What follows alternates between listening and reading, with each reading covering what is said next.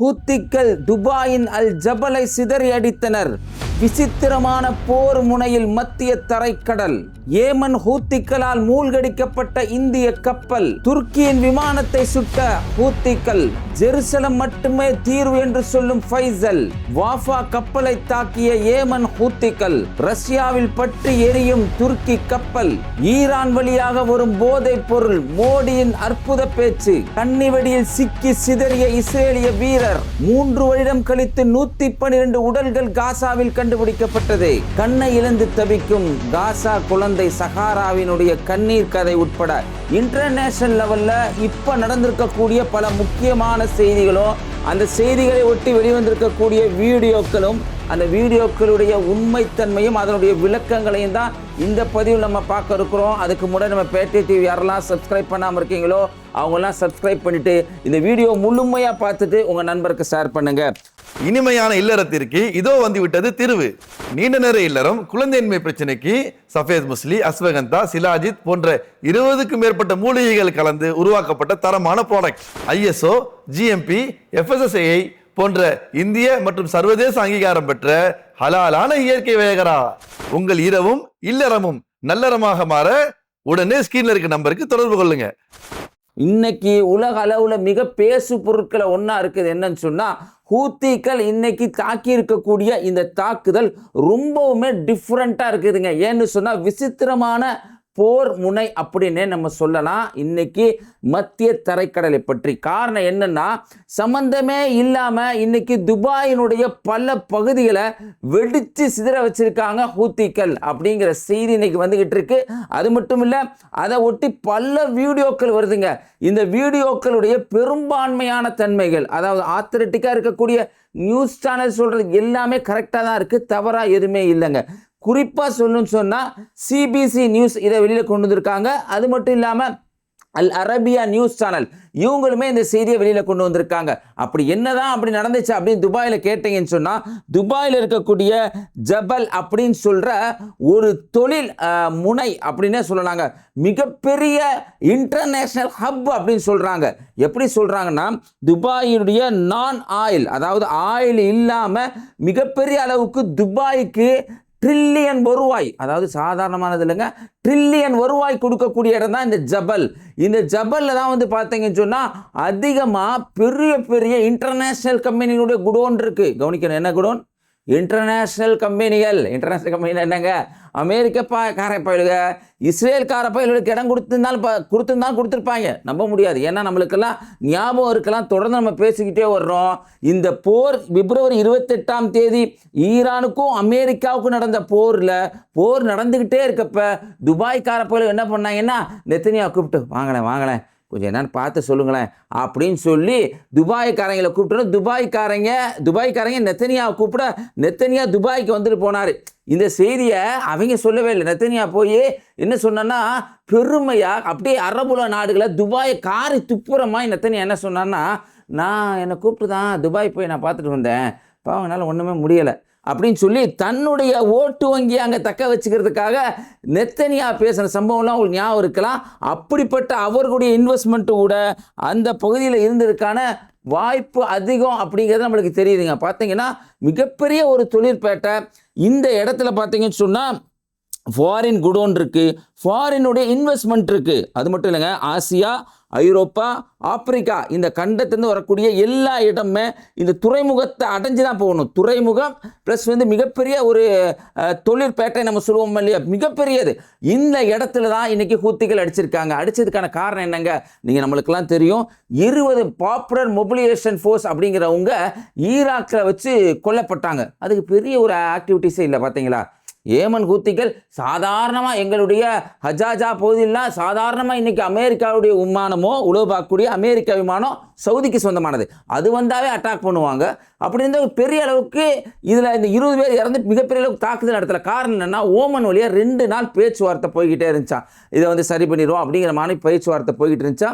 அந்த பேச்சுவார்த்தை தாக்குதல் நடத்தி வச்சு பார்க்கல தோல்வி அடைஞ்ச மாதிரி தெரியுது. ஹூத்திகள் என்ன காரணம் சொல்கிறாங்கன்னா, இந்த பகுதியில் நாங்கள் ஏன் தெரியுமா தாக்கணும், என்ன பண்ணாங்கன்னா உளவு பார்த்தாங்க. அவங்க வச்சுருக்கக்கூடிய விமானம் வில்லிங் அப்படின்னு சொல்ல பிரிட்டிஷுக்கு சொந்தமான ஒரு விமானத்தை வச்சு எங்கள் பகுதியில் இருக்கக்கூட ஹைடைடா, அது மட்டும் இல்லாமல் சதாதா, ஹஜ்ஜா போன்ற பகுதியெல்லாம் எங்கள் பகுதியில் வேவ் பார்த்தாங்க, அதனால நாங்கள் அட்டாக் பண்ணியிருக்கோங்க அப்படிங்கிறத சொல்கிறாங்க. அது மட்டும் இல்லாமல் ஹூத்திகள் என்ன சொல்கிறாங்களா, துருக்கியுடைய ஒரு விமானம் கூட, துருக்கியினுடைய ஆள் இல்லா விமானம், அவங்க காசுக்குன்னா விற்கத்தானே செய்வாங்க, அவங்க சொல்லவே தேவையில்லை. இஸ்ரேலை மட்டும் பற்றி தான் பேசுவாங்க, அமெரிக்கா பற்றி வாயே திறக்க மாட்டாங்க. துருக்கி அவங்க என்ன பண்ணியிருக்காங்கன்னா சில விமானங்களை சவுதிக்கு விற்றுருக்காங்க. அந்த விமானம் வேவு பார்க்கறதுக்காக ஹூத்திகளுடைய பகுதிகளில் போனோன்னா ஹூத்திகள் அட்டாக் பண்ணிவிட்டு இது துருக்கியுடைய விமானம் அப்படின்னு சொல்கிறாங்க. சொல்லிட்டு என்ன சொல்கிறாங்கன்னா, துருக்கி அதை பிளைம் பண்ணல, காசுக்கு தான் விற்றுருப்பாங்களும் தெரியும் போல், ஆனால் துருக்கியுடைய விமானத்தை நாங்கள் அடிச்சிட்டோம் அப்படின்னு சொல்கிறாங்க. இது காரணம் என்னென்னா, இந்த எல்லைப்புறங்களில் வேவு பார்க்கறதுக்கு லைட்டாக உள்ளே வந்தாலே ஹூத்திகளை அடிக்கிறது எப்படி பார்க்கப்படுதுன்னா, இஸ்ரேலுக்கு ஒரு பயம் இருக்குதான். உண்மையிலே சந்தோஷம் தானே. இன்றைக்கி ஹூத்திகள் பல இழப்புகளை சந்திச்சாங்க. காரணம் என்னென்னா, காசாவில் இருக்கக்கூடிய அப்பாவி மக்களுக்கு குரல் கொடுத்தனால பல இழப்புகளை சந்திச்சாங்கிறத யாருமே உலகமே மறந்துருக்காதுங்க.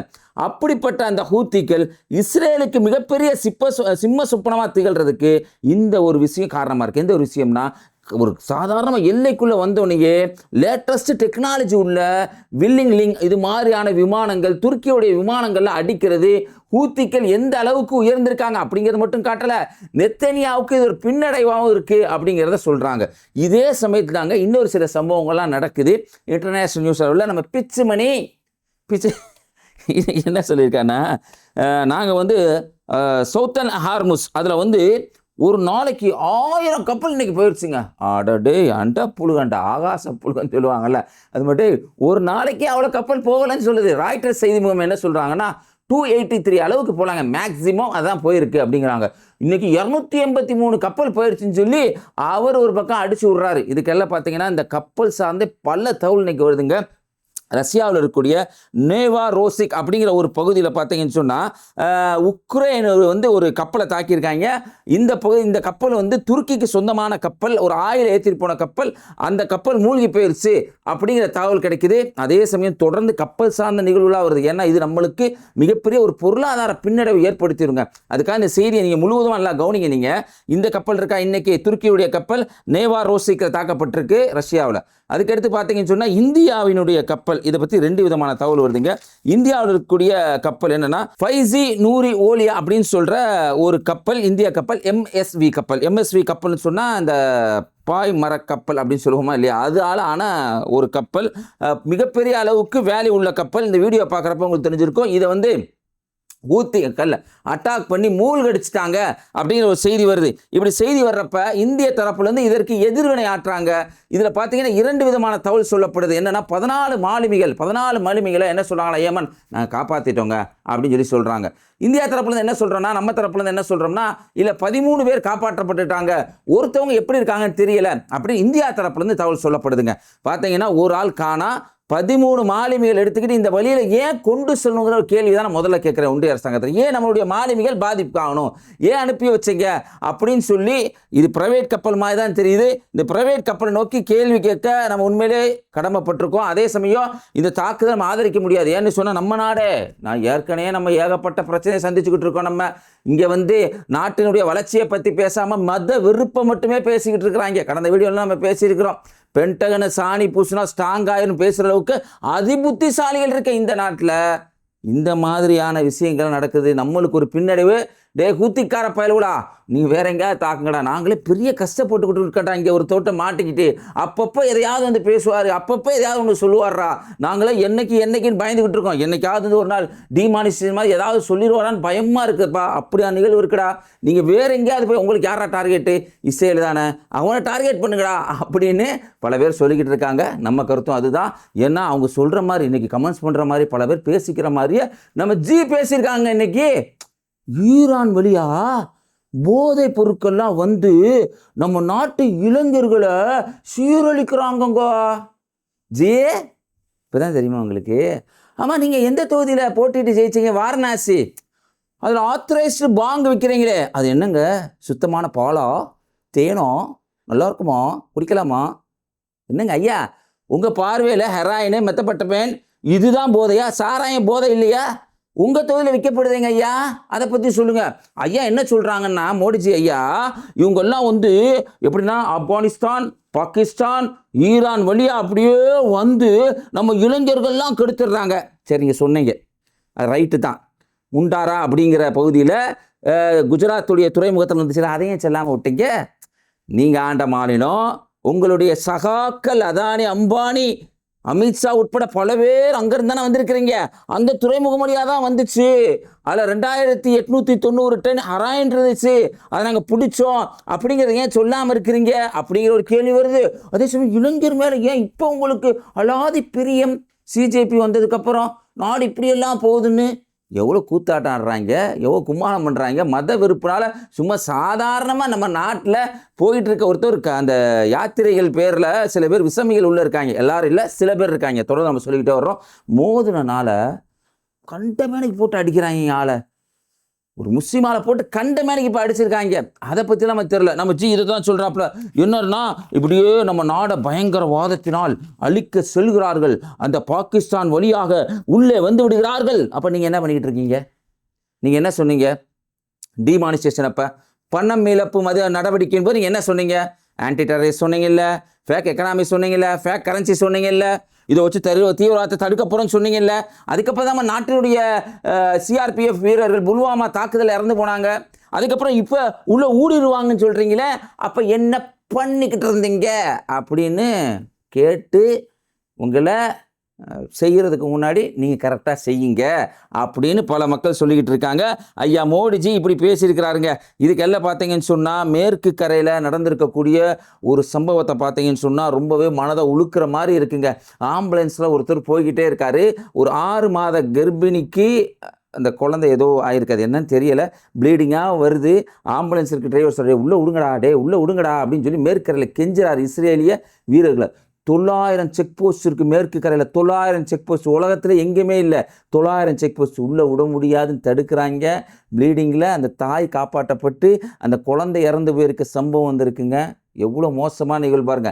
இதனால தாங்க லெபனானில் தாக்கப்படுறத கூட பல மக்கள் வரவேற்கிறாங்க. லெபனானில் இன்றைக்கி பார்த்தீங்கன்னு சொன்னால் ராம்பாம் அப்படின்னு சொல்கிற ஒரு ஹாஸ்பிட்டல், அந்த ஹாஸ்பிட்டலுக்கு ஹெலிகாப்டரில் பார்த்தீங்கன்னு சொன்னால் அப்படியே பார்த்தீங்கன்னா இஸ்ரேலிய இராணுவ வீரர்களாக வந்து இறங்குறாங்க.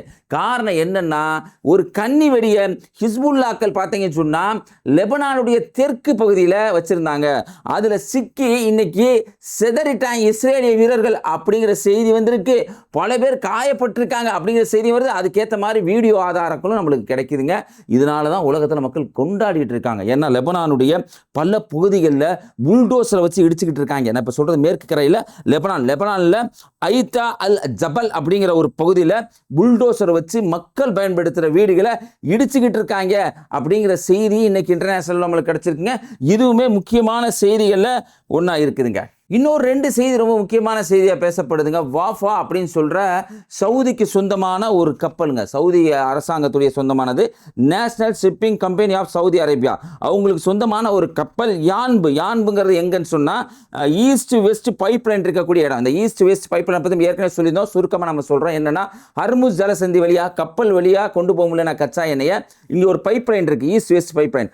அது வழியாக கச்சா எண்ணெய் கொண்டு போகலாம். மிகப்பெரிய அளவுக்கு சவுதியுடைய ரெவன்யூ வருவாய் உள்ள ஒரு பகுதி. இந்த பகுதி யான்புக்கு பார்த்தீங்கன்னு சொன்னா வாஃபா அப்படிங்கிற சவுதியினுடைய கப்பல் போயிருக்கு. அதை மிசில்ஸால ஏற்கனவே நடத்தின அந்த தாக்குதல் பார்த்தீங்கன்னு சொன்னால் அது வந்து ட்ரோன் தாக்குதல் மாதிரி தெரியுது, அல்லது இந்த வேகப்படகுன்னு சொல்லுவாங்க, அது மூலியமாக தாக்குன மாதிரி தெரியுது. இது வந்து பார்த்தீங்கன்னா மிசில்ஸ் மூலமாக அட்டாக் பண்ணியிருக்காங்க அப்படிங்கிற செய்தி வருது. யான்பையை குறிப்பாக அடிக்கிறாங்க அப்படின்னு கேட்டீங்கன்னு சொன்னால் யான்பு வழியாகவும் ஹர்முஸ் வழியாகவும் தான் இன்னைக்கு மிகப்பெரிய அளவுக்கு சவுதிக்கு வருமானம் வருது. அந்த பகுதியில் அட்டாக் பண்ணால் சவுதியினுடைய பொருளாதாரத்தை வந்து மிகப்பெரிய அளவுக்கு குறைக்கலாம் அப்படிங்கிற ஒரு நிலையினால இன்னைக்கு இப்போ இந்த இடத்துல இப்படி ஒரு தாக்கல் நடந்திருக்கு. இருந்தாலும் சவுதி அரசாங்கம் இப்போ செஞ்சிருக்கக்கூடிய ஒரு அறிவிப்பு உண்மையிலே வரவேற்கத்தக்க அறிவிப்பு. தொடர்ந்து நம்ம சொல்லிக்கிட்டு வர்றோம். ஒரு நல்லது செஞ்சால் நல்லதுன்னு சொல்லுவோம், கெட்டதாக இருந்தால் கெட்டதுன்னு நம்ம சொல்லுவோம். சவுதியினுடைய வெளியுறவுத்துறை அமைச்சராக இருக்கக்கூடிய ஃபைசல் என்ன சொல்கிறாருன்னா, இந்த பிரச்சனைக்கெல்லாம் மத்திய கிழக்கு தீர்வு காணணும்னு சொன்னால் ஜெருசலத்தில் இருக்கக்கூடிய மஸ்ஜிதுல் அக்ஸா, ஜெருசலத்தை தலைநகரமாக கொண்ட பலஸ்தீன நாடு தனி உரிமை பெற்ற நாடாக அறிவிக்காதவரை இந்த பிரச்சனைக்கு தீர்வே இல்லை அப்படின்னு சொல்லியிருக்காரு. உண்மையிலே நியாயமான கருத்துக்கள்ல ஒன்றுங்க, மறுக்கவே முடியாது. வீடியோக்களுடைய கடைசி பகுதியில் காசா மக்களுடைய கண்ணீர் கதை தொடராக சொல்லிக்கிட்டு வரோம். சமீப நாளாக நம்ம சொல்லிக்கிட்டு இருக்கக்கூடிய செய்தி, பார்வைகளை இழந்து கஷ்டப்படக்கூடிய தாய் பிள்ளைகள் சார்ந்த சம்பவங்க. சாகர்னு சொல்கிற ஒரு குழந்தை, இந்த குழந்தையினுடைய வீடியோவை ராய்ட்டர்ஸ் செய்தி முகமை முதல்ல பதிவு செய்கிறாங்க. பார்த்தீங்கன்னா அந்த குழந்தை வெளியில் போகிறதுக்கே ரொம்ப சங்கடப்படுது. அம்மா காட்டுறாங்க அந்த குழந்தைய. வீடு அப்படியே ஒரு டென்ட்டில், சாப்பாடு இல்லாமல், தண்ணி கூட இல்லாமல், சரியான ஆடை இல்லாமல் இருக்குது. அந்த குழந்தை வெளியில் போக மாட்டேங்குது. அம்மா நான் வந்து அக்கா போகிற மாதிரியோ அண்ணன் போகிற மாதிரி வெளியில் போய் நான் ஜாமான்லாம் வாங்க மாட்டேம்மா, எனக்கு எதாவது வாங்கிட்டு வந்து கொடுங்கம்மா அப்படின்னு சொல்கிறாங்க. கண்ணில் ஒரு பகுதி கண்ணு தெரியுது, இன்னொரு பகுதி சுத்தமாக கண்ணே இல்லாமல் இருக்குது. அங்கேருந்து அந்த குழந்தையுடைய செய்தி வருது. அந்த குழந்தை சொல்கிறாங்க என்னென்னா, நான் ஸ்கூலுக்கு போனால் சாகர் சொல்கிறாங்க நான் படிக்க முடியலை, இந்த கண்ணில் லைட்டாக பார்வை இருக்குது, இந்த கண்ணில் பார்வை இல்லை, இந்த கண்ணில் பார்த்து எனக்கு இந்த கண்ணுடைய பார்வை திறனும் குறைஞ்சி போச்சு, எனக்கு சரியாக கண்ணை கொண்டு பார்க்க முடியலை அப்படின்னு சொல்லிட்டு அந்த குழந்தை அவங்க அம்மாட்ட அழுகுது. அதுலேருந்து ராய்ட்டர் செய்தி மூலமே கொண்டுறாங்க. இந்த குழந்தைக்கு உண்மையிலேயே பிறவி குறைபாடா என்று கேட்டால் கிடையாதுங்க. 19 ஜூன் 19 2025 அன்னைக்கு இந்த குழந்தை சார்ஜிங் போடுற பாயிண்ட், ஏன்னா காசாவில் கரண்ட்டு கிடையாது, சார்ஜிங் போடுற பாயிண்ட்டில் ஃபோனுக்காக சார்ஜ் போட்டுக்கிட்ட சமயத்தில் இஸ்ரேல் வந்து அங்கே குண்டை போடுறான். குண்டை போட்டால் இவங்களுடைய தாய் சொல்கிறாங்க, அந்த இடத்துல தன்னுடைய மைத்துனருடைய உடம்பெல்லாம் சிதறி கிடந்தார். என் குழந்தையினுடைய மூளைக்குள்ளே குண்டினுடைய சிதறை போச்சு.